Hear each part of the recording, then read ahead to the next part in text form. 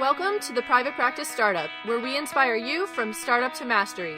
We chat with entrepreneurs, experts in the mental health and business arenas, and successful private practitioners to give you the tools needed to make your dream practice a reality. Visit theprivatepracticestartup.com for awesome resources, free trainings, and so much more. Here are your hosts, Dr. Kate Campbell and Katie Lemieux. Hey there, Startup Nation. Welcome back to another episode of the Private Practice Startup Podcast. Kate is laughing quietly over there because I said Startup Nation instead of Startup Nation. So we're not going to edit that. That was an interesting way of starting up. I am one of your hosts. I feel more energized, probably because I just had lunch. So I am one of your hosts, Katie Lemieux, and I am here virtually with my co-host, sidekick, friend, colleague, BP, not to be confused with baby, which often gets communicated when we speak to text. Yes. Our phones often will say, like, what's up, baby? And we're like, no, what's up, BP? Oops, didn't mean that. But we know by now because, it's happened so many times. Hey, Startup Nation. Nice to be here. It's Kate Campbell. So I believe we are at episode 121, 118. I'm not really 120. Sure. We're at episode 120. Well, you know what's interesting? We have some breaks in there. So wait, I think so. Technically, I guess we're at 118, interestingly enough. But who cares? Who knows? Because we don't usually announce episodes anyways. We just announce our amazing speakers. So we are really excited about this podcast. Actually, every podcast we did today, and we time batch our podcast, which is definitely an outsourcing activity. Well, not outsourcing, but productivity activity. We've talked about money, finances, and now one of my other favorite topics, outsourcing. So Uri Guilford, who's an LMFT and owner of the Productive Therapist Company, he's going to be talking to us today on how to design your practice to run without you. Does that make you sad, guys? Are you like, what? I love that title. Like, I'm so connected. It's me. I'm the business. Well, you're not that important, and that's what we're going to talk about today. But sure, just kidding. You are. But for those of you who are brand new to us, we hope with this introduction, you're going to be sticking around for a long time, not just for this podcast, but for future podcasts as well. And of course, you can always go back and binge on podcasts. And actually so much that recently we have created a podcast quick guide reference, something like that, where you can actually, if you head over to our website, privatepracticestartup.com, and head over to the podcast tab, at the bottom, you'll see the quick reference guide. And what is that? It's an awesome way for you to identify podcasts that you specifically need and want. So what we've done, instead of having one podcast on each page, which we still do, on one page, we have all of the links to our podcasts in alphabetical order. So if you have questions on insurance billing, you can go to the billing category. If you have questions on business plans, you can do that. So there's a wealth of knowledge there for you and helping you get more streamlined and really getting you the information that you guys need. So for those of you who are new, we also have a gift for you, and that is our attorney-approved customizable HIPAA form. So you're a private practice clinician, you got to have paperwork. So we want to be able to let you test drive our paperwork. So head over to privatepracticestartup.com, the resources tab this time, and look for the HIPAA download. So that will be our gift to you. So, and if you're a loyal listener, thanks for coming back. We hope maybe that we get funnier each time. I'm not really sure. But hopefully you're laughing. And I like to crack jokes. That's what I do. So, but before we get started with our podcast, Kate is going to share a quick message from today's sponsor. Yes, the sponsor for today's episode is Therapy Notes, our friends over at Therapy Notes. When it comes to keeping your practice organized, you want to make sure you have software that's not only simple, but the best. Therapy Notes have an amazing platform that lets you manage notes, claims, scheduling, and more. Plus, they're offering amazing unlimited phone and email support. So when you have a question, they're right there to help you out. To get started with their practice management software trusted by over 60,000 professionals, go to therapynotes.com and you can start your free trial today. You want to make sure that you're entering promo code PPS, as in Private Practice Startup, and you'll be able to get not 1, but 2 months for free. And you'll be able to try that out. And if you want to know a little bit more, like a deep dive, a little bit more about the whole entire platform, definitely listen to our podcast episode 54, where we had Brad Pliner on the podcast talking all about Therapy Notes and all the amazing things that they offer. So thank you for being our sponsor today, and make sure to check that out. All right. So to give Uriah a little bit more proper introduction, like I said, he is an LMFT. He also runs a group practice and is owner of the group practice, but also owner of the Productive Therapist, which is a virtual assistant company that serves private practice therapists. He is a technology nerd. Thank God for the technology nerds, because I am not. And a minimalist travel packer, which we're going to be talking about first, because I need some info on that. Rock drummer and business development enthusiast. Welcome, Uriah. I like that intro. Did I write that? You did write that about yourself. Yes, you did. That's fantastic. I love that. That or your amazing way VA. cooler than I am. Or your amazing VA. Yeah, exactly. Right. Yeah. I love it. So happy to be here. We are happy to have you. And you and I talked right before you went to Europe and I went to Peru. And we've been talking about this whole you packing in basically a little backpack for 3 weeks. Okay. Please share with us your tips. Go. We need the down low. So here's an interesting factoid. So I'm a backpacker, so like backcountry backpacking. And I got sort of passionate a couple of years ago about ultralight backpacking. So this is kind of like super nerdy, finding ways to find the absolute lightest of every single thing you need, from clothing to gear to everything above. So I'm kind of applying that to international travel, and it helps a ton. So that's kind of where I started. So I took a 40-liter backpack for 3 weeks to Europe, and I had absolutely everything that I needed. It was cool. So what is 40-liter? Like, give us a visual. So think about, let's see, if you think about like the classic JanSport backpack, think about that sort of times 2. Okay. Maybe like that. Yeah. Okay. So what is on the list of essentials here that goes in your backpack? I want to know. So I definitely love packing cubes, specifically compression packing cubes, which means you can roll up your clothes, put them in there, and then there's an extra zipper that squishes everything. So that's one thing. You need to take notes. And then merino wool clothing is absolutely amazing. So they make merino wool clothing in just about everything you would need. And it's dries fast. It's super lightweight. It's warm. And I know this is kind of gross, but you can wear it for many, many days, up to 21 days without any odor at all. So, wow. So I had to test that. I tested it, and I wore this one black shirt for 6 days. I was going to ask you about the black shirt. Go ahead. Yes, it was comfortable. It was great. It looked good.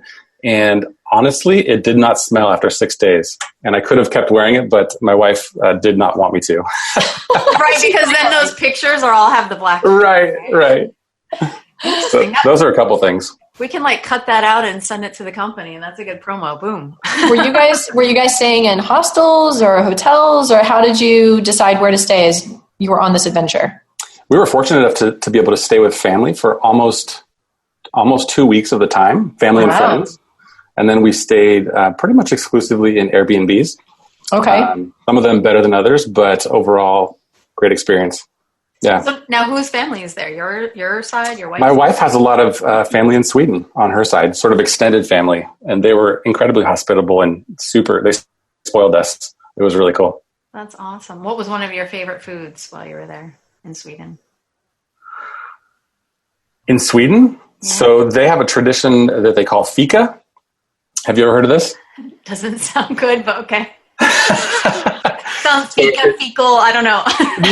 No. It's the most amazing thing. Swedish Fika. Think about English tea time, but maybe even better. They have it frequently, sometimes twice a day. And if you do it right, you have a cup of coffee or tea, and then up to 7 different desserts to choose from. So they're passionate about this. It's they're sort of reset their kind of daily routine. We got to have Fika. So being the sweet tooth people that we are, we were oh yeah, let's do it all the time. Wow. That sounds delicious. And I think it was fun. At the age I'm at now, I think that would put me in a sugar coma. Yes. Between that and the pastries in Paris, I definitely gained 5 pounds for sure. That's amazing. Well, that's how you know you had a really good vacation though. Oh, for sure. So we could totally talk about your travels, but we're here to talk about how to get your practice to run without you. And they go together. Yes, this is true. Yes. Tell us more. Yes. So I recently did a presentation to a group of therapists called Building Your Dream Team, and it was all about how to create a team build systems, and then use delegating to virtual assistants to leave the country for an extended period of time.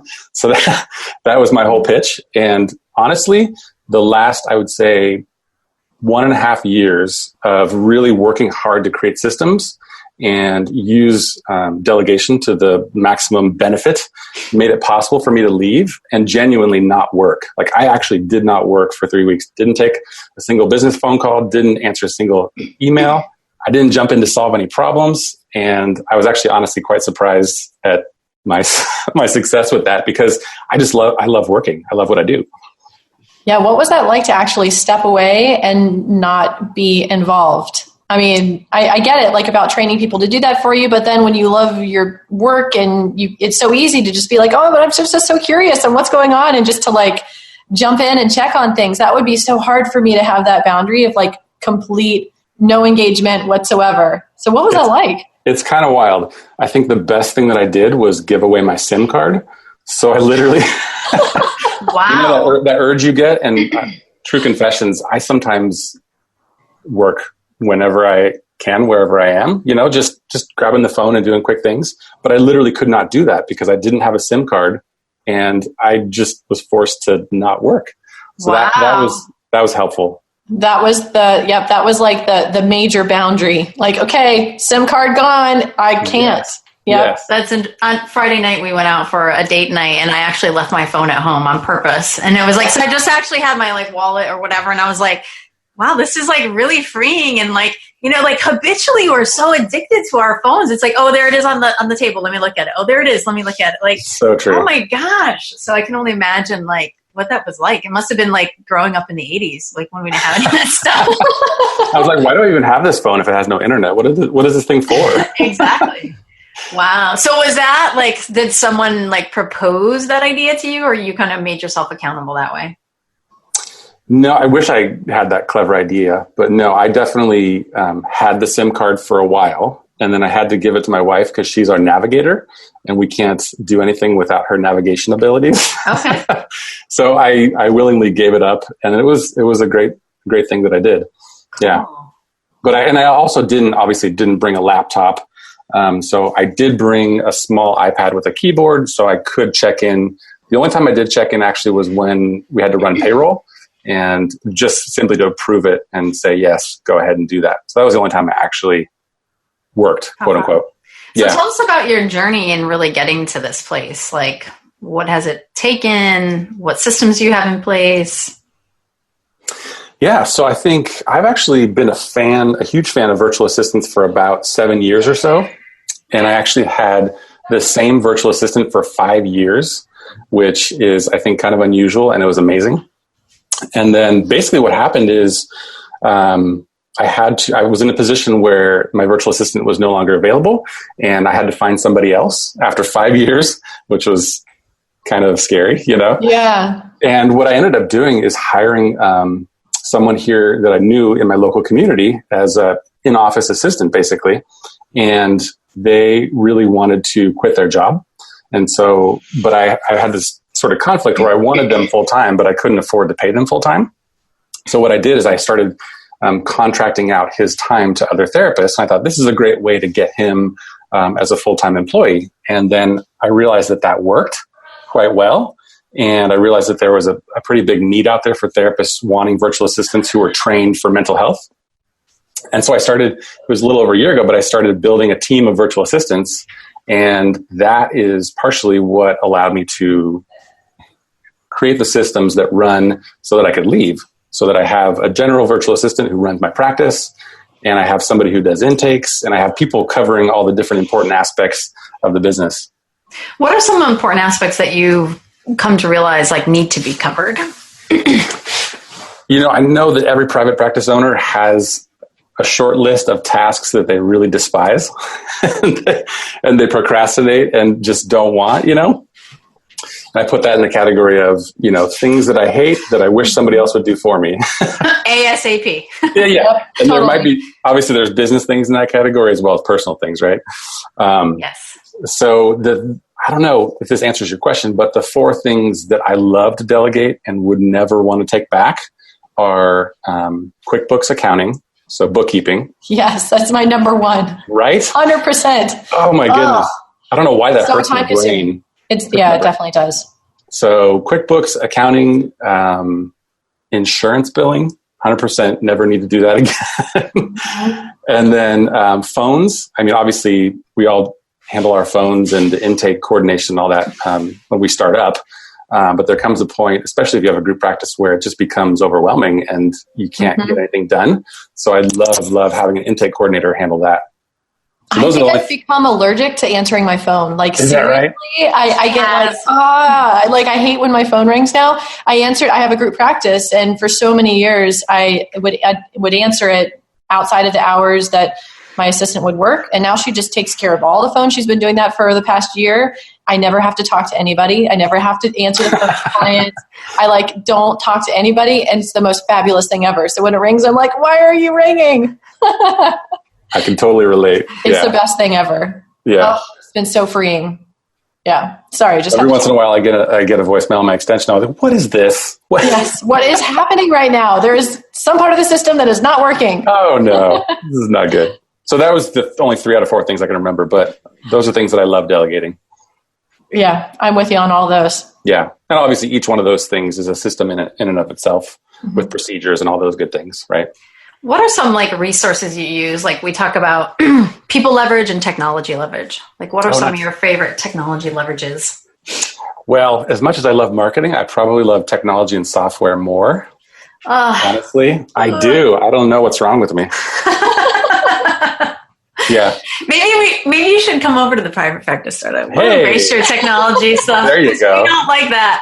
I just like it so much that even what Google sent out an email and it said important, something about the contacts, and I opened it I got that too. Yeah, it was this long and I was like, okay, I'll just unread. Okay. All right, great. I should probably get to that. It's important. Something's going to have a deadline. Because I'm just panicked. I have to do something that I'm going to mess it up. That's just where I go. And I was like, okay, Kate, you can handle this. Okay. If it makes you feel any better, that particular email caused me some anxiety as well. Really? But it was nothing. It was no, I actually read it and I was like, so I have to do nothing? Okay, delete. Great. I sent it to Kate. I was like, by the way, I took care of this, I think. I said, but it is 11 at night or something like that, and I'm tired. So can you just reread it to make sure that I wasn't supposed to do anything? Yeah. So I think there's a couple technology tools, software specific, that I love using. Well, actually, there's a couple in my office that I could talk about too that I like a lot. But sort of software tools that I wouldn't want to live without running my business. And shout out to Therapy Notes. Anybody who doesn't have a good EHR should definitely get one, because that is a game changer. However, no disrespect to your sponsor, I am a Simple Practice endorser. And so I've been using that for about 4 or 5 years. So that's obviously one piece of software that we live in every day. And it actually has a couple automation features that I really appreciate that makes certain things super easy, that I think not all practice management softwares have. So I love that. What are those features? So the automatic sending out of invoices, whether they're statements or invoices or insurance claims. So that happens automatically without doing anything at the beginning of the month. Of course, all practice management softwares have appointment reminders, which is just brilliant. And then I think the one that might be unique to Simple Practice is AutoPay, where you can have your clients' credit cards charged automatically overnight as long as everything looks good with the appointment. And so that saves on admin time to go in there and individually charge every session's credit card payment. I really appreciate that. Awesome. Yeah, that is. And EHR is obviously a game changer. That's a great system that helps a lot. What are some of the other technology leveraging platforms that you couldn't live without? So I think, when I think about my practice, and then I also think about our clients, the productive therapist clients, we definitely require everyone to have a virtual phone system. And I think that's come a long way.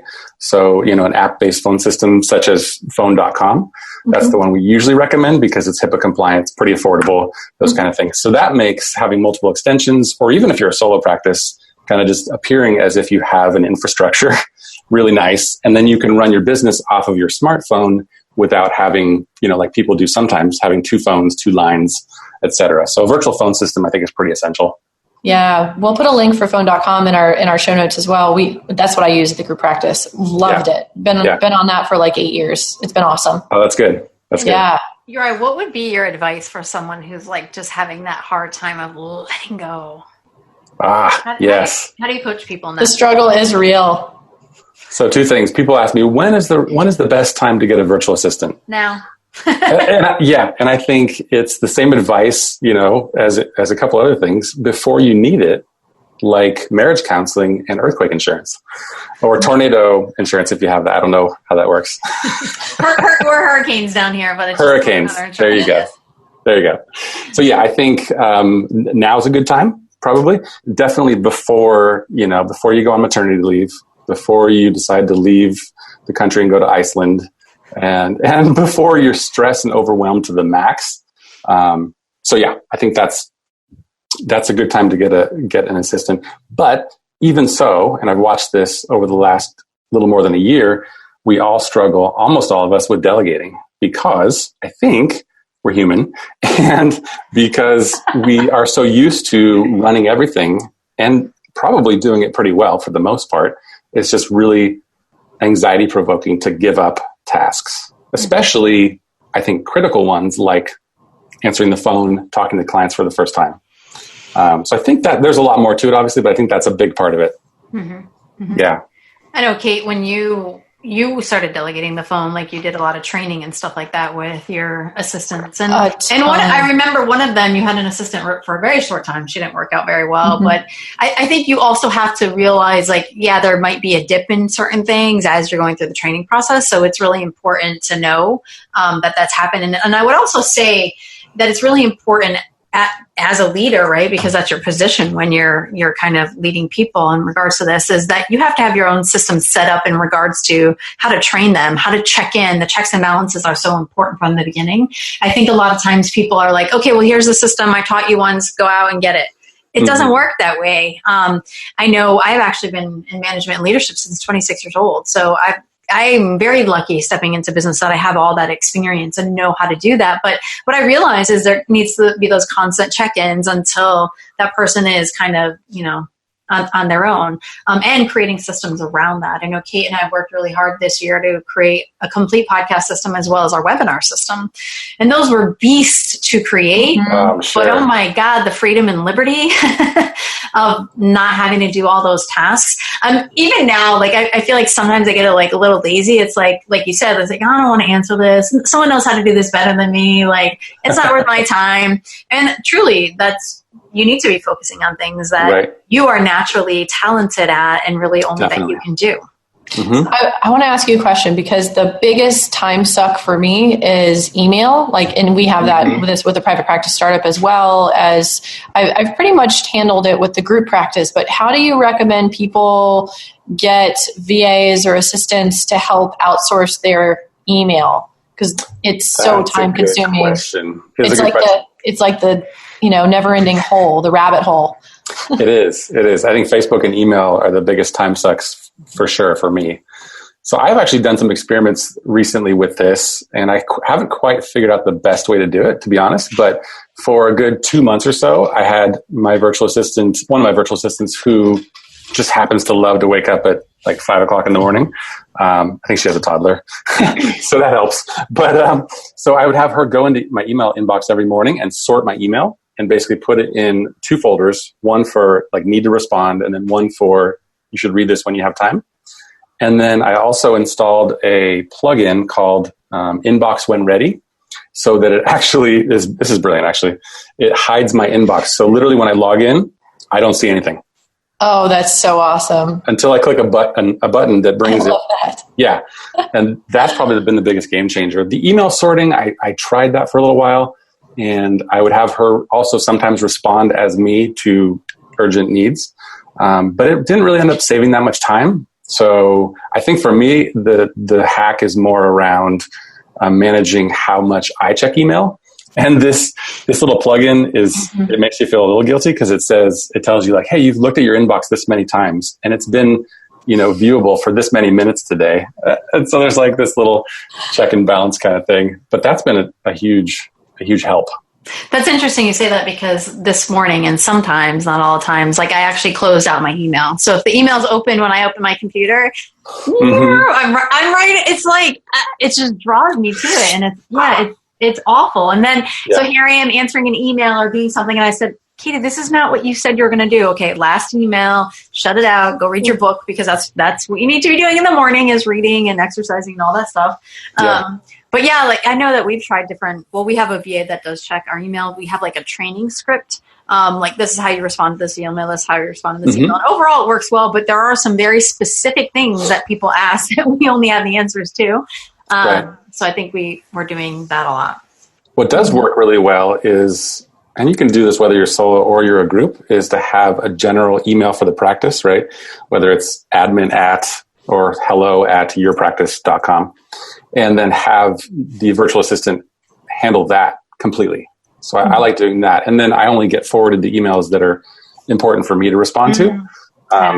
Sometimes it's like somebody that wants to work for the practice or something like that. But I really like having that sort of off my plate. And the main contact email on the website it doesn't go to me, which is nice. Nice. Cool. Well, I know that we could talk about tips and tools probably for the rest of the day. So many tips. Yeah. So what do you want to make sure that people take away from your message today, Ray? Yeah, that's a great question. So I think I would love to encourage people to go down the road of delegating, and specifically using support people, whether that's virtual or in office, to maximize their time and also create more profit in their business, because it creates leverage so that you can do so many more things. And the whole reason why I was able to start the Productive Therapist is because I dialed in my group practice so much and delegated so much that I had the time and energy to do that. And so I think if people are already delegating and using virtual assistants, you can always improve that. And then if you haven't gone down that road yet, definitely explore it. I think that's the message. Awesome. And I'm going to actually invite you guys, Startup Nation, not only to think about your professional life, but also your personal life. I know a few years ago we decided to get house cleaners, and that was not in my world. Like I thought it was very like bougie to have a house cleaner, and like, oh, you can't clean your own house. But no, as you become an entrepreneur and your mindset shifts and change, I mean, our cleaning ladies, they clean our house in less than 2 hours. It would take me and my spouse 2 hours just to do the floor. So when people can do something better than you really should outsource it, because we talk a lot about living your dream life and your dream practice. And so not only think about your professional life and what you can outsource, but also looking at your personal life. I know I've used my VA in the past, and I'm sure Kate has too, to do personal things that I didn't want to do, like planning a trip. We just did a Kentucky bourbon tour. Well, my VA actually did all the research for me a long time ago of the different tours. I don't want to spend 30 minutes doing that. I'm excited about it, but I could outsource that. So where in your life can you outsource certain things? Or one of my favorite books actually was a Tim Ferriss book, The 4-Hour Workweek. It talks about time batching. So I'll actually put the book on the show notes page too, so for you guys to check that out. But a lot of good tips there. But so can I throw in something? Yeah. So along the lines of book recommendations, anybody who is interested in this topic we're talking about and wants to learn more should definitely check out Clockwork by Mike Michalowicz. I feel like that's the word of the day. We were just talking about that with Gordon. I'm a fanboy. And it's on my Audible right here. Yeah? Yes. Oh, nice. On Audible and listening. So we're having him on the podcast. So that's great. Super excited about. He's a fun guy. Yeah. So just had to throw that in there. And you're right. You have a giveaway. Share with us what your giveaway is and a little bit about it. I do. So sort of connected to what we were talking about, I definitely figured out that a lot of us therapists have difficulty delegating. And if you've never worked with a virtual assistant, of course, you don't know how to do that to the best, effectiveness. So I created a course called The Virtual Advantage, from hiring to firing, everything you need to know about creating an amazing working relationship with your VA. And that is free to anybody who's listening to this and can hear the sound of my voice. And also, just to tag on, another thing that I created as a resource to train my virtual assistants specifically in doing phone support is another course called Callers to Clients. So it trains somebody on how to do mental health specific phone support. That's something I'm pretty excited about. That's awesome. So is that available now, or that's going to be available? It is available now. Yeah. Cool. Productivetherapist.teachable.com. Awesome. Yeah, if you want to send us a link to that too, and we'll add that all to the show notes. Uriah, what's the best way for people to get in contact with you if they want to reach out to you? So the website is productivetherapist.com, and that has all kinds of info about our services and a blog, and I share tips on my favorite productivity hacks and all those kind of good things. And I do send out an email every other Sunday that I think is full of awesome stuff. That you don't do? Or do you do the email? I do. I love doing the email. That's the one thing I don't outsource, because I love writing the emails. Yes. Yeah. I enjoy the copywriting too and making it fun. It does get time consuming though, but I do enjoy it. Mm-hmm. It can. Yeah. So interestingly enough, speaking of Clockwork and Michael Michalowicz, actually that will be the podcast that will be after yours, Uriah. So we will be interviewing him this coming Monday, and we'll be excited to hear all about that. So you definitely want to check out that podcast. If you guys don't know Michael Michalowicz yet, then you probably haven't been listening to our show for a long time, but we've been chatting him up for quite a bit.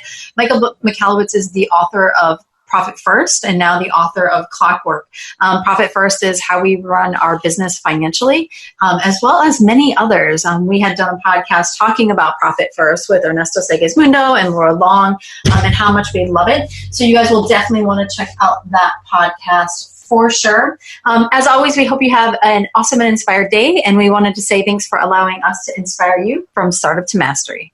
See you next time.